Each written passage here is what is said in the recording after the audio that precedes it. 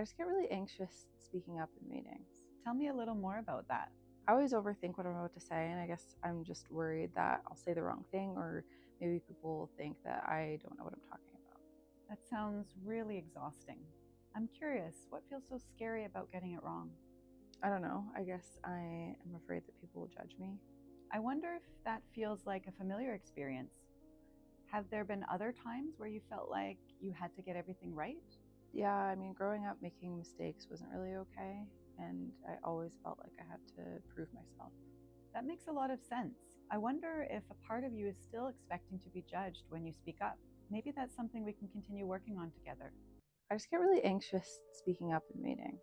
What do you notice happens when you want to speak?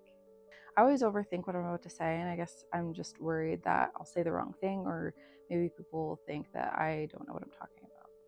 What feels like it's at risk if you do speak up? That people will think that I don't know what I'm talking about.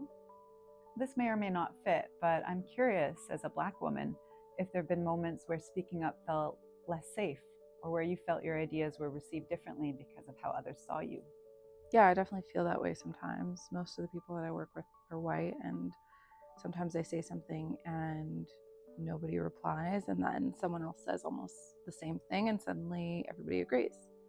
So there's times where I feel frustrated and I worry about expressing it because I don't want to be seen as like angry. I can imagine how painful, but also frustrating that must be. The reason I ask that question is because it's important for us to look at whether or not your nervous system is responding to something happening in you individually, or whether it's responding to the pattern shaped by a larger societal issue like race or how Black women are often perceived when they speak up. What do you mean? You describe something very specific. You speak, it tends not to land, someone else says something similar, and it's suddenly heard. That's a real documented dynamic for a lot of Black women in majority white spaces. So some of what you're feeling is an accurate read of what's happening around you.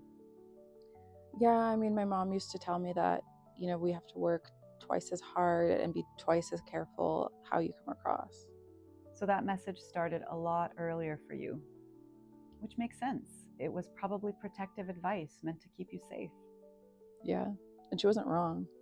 She wasn't, and I want to hold both of those as true. Your anxiety isn't a distortion, it's coming from somewhere real. And at the same time, part of what we're working towards is making room for you, more of who you are in these spaces, without needing to override the part of you that's still deciding if it's safe to be fully seen.